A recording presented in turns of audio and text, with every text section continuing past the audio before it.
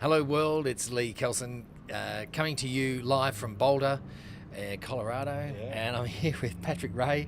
We're just talking about going for a bike ride in this crazy weather this I know. morning. It's like 70 degrees, sunny in March, Colorado. You gotta love it. I mean, it's warm now. We Yeah. just had to take my jumper off because it was like hot, but Yeah. this morning... Much colder. I don't know, -5 or something Yeah, like it was that? pretty cold. It was pretty cold. I didn't go out. I admire that you did go out. Well, it's like we're saying, it's the cycling mecca, Yeah. and when you're in, it's in Rome, do as the Romans do. When you're Absolutely. in Boulder, do as Yep. the Boulderites do. Yep, So 100%. that's it. So we're here at Canopy, which is a cannabis accelerator here in Boulder, right? That's right. Yes. And Patrick, you're the CEO and founder of Canopy, is that right? Yep, I am. Right. So, I mean, our audience is predominantly in Australia and throughout the ASEAN region, and cannabis is illegal there. Yeah. So- And pretty severely illegal in some areas, as I understand. Very severely Yeah. legal in some areas. So I guess I'm curious as to the regulation and how you've seen the whole thing sort of evolve and has it been good outcomes, bad outcomes? I mean, Yeah, no, it's a real fascinating case study in how an industry is born or comes into being, going from a black market where pretty much anything goes to what is now, at least in many of the states that have legalized in the United States, a very highly regulated high compliance industry. And that's been really interesting to see how the businesses have evolved, and the entrepreneurs have also sort of changed how they run their businesses to stay in business. Yeah. Yeah.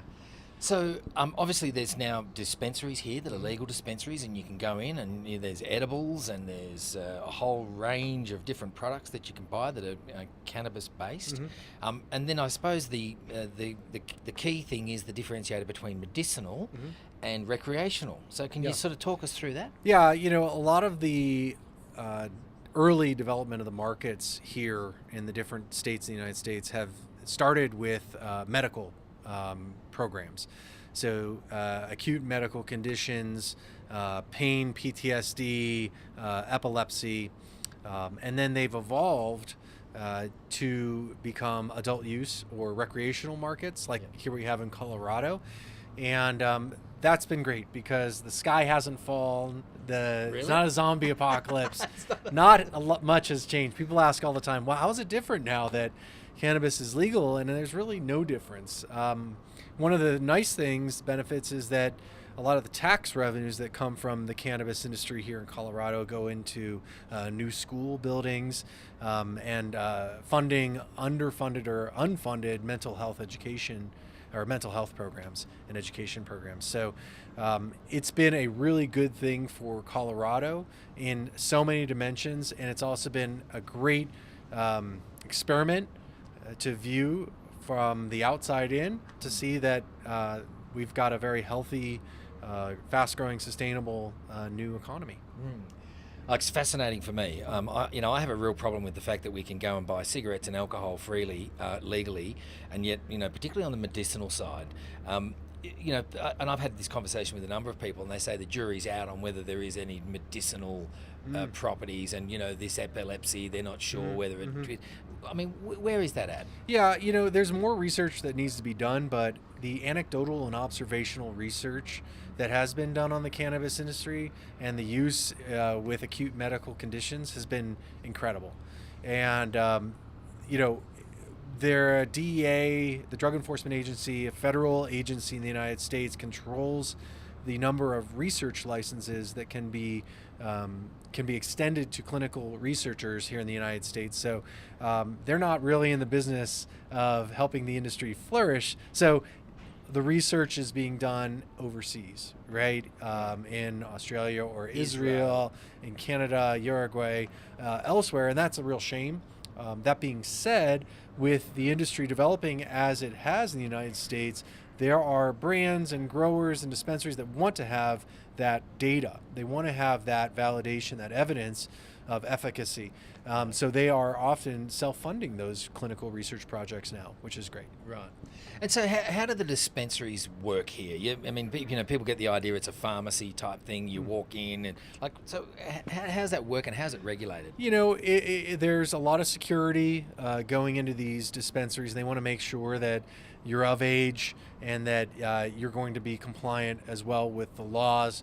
But it's not that different than going into a liquor store or anywhere where you need to be carded, and there needs to be some compliance efforts made to make sure that you are who you are and that you are legally consuming or buying and able to consume. So, what I'd say about the dispensaries, though, is there are probably about 4,000 dispensaries in the United States right now, and there's probably like 3,000 different ways that they are run, So the best practices haven't really been established, but that's really exciting, and it's allows for a lot of creative energy and innovation.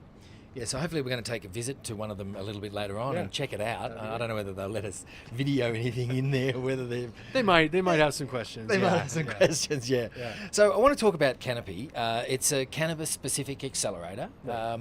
And when did you when was it founded and how did it come about? Yeah, we started looking at the space in the fall of 2013. Colorado legalized adult use cannabis in January 1st of 2014.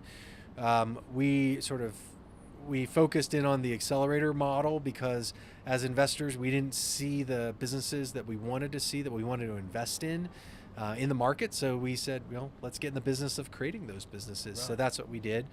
We raised our first fund and deployed our first investments in March of 2015.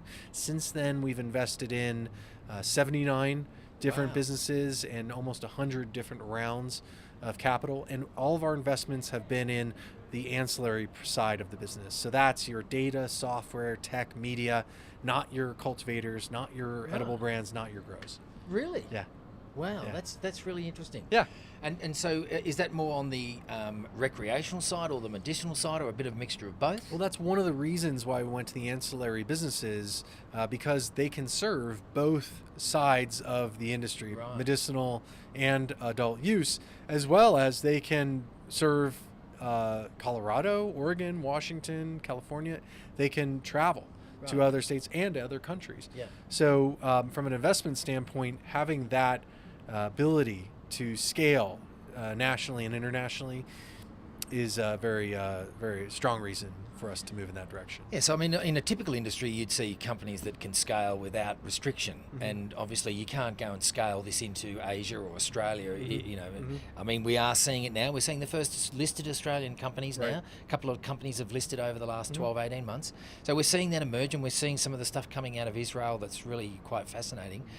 From your perspective, what sort of interesting type of startups and business concepts are you seeing coming through of the 79 that you've bought? Yeah, sometimes we say don't pass up simple for sexy, right? So there are a lot of simple businesses that the cannabis industry needs, like payroll processing. So we invested in a company called Work with a U, and there are a lot of large multinational payroll processing firms that when they find out that your business, you're a grow or your dispensary or you're an edible company, they'll kick you off because they don't want a deal. They want to lose their banking or any of that.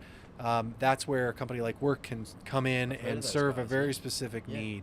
So sometimes it's just the simple, strong businesses that have great unit economics and valuation comps that investors like and that the industry needs, quite frankly. So what do you say to the zombie apocalypse people that say, don't legalize and the regulation? And I mean, Australia, sometimes we can tend to be a bit of a nanny state with this stuff, right? And I wonder sometimes how some of these decisions are made. So what would you say to people that are looking to regulate? Yeah, no, I just encourage them to come to and visit Colorado and see what it's like, to meet the professionals, to speak with the regulators, the legislators, and the advocates, and understand how they've worked together in lockstep to not only legalize and sort of answer the will of the voters, but at the same time tackle some of the issues that they didn't really plan for, whether that's dosing or child-safe packaging.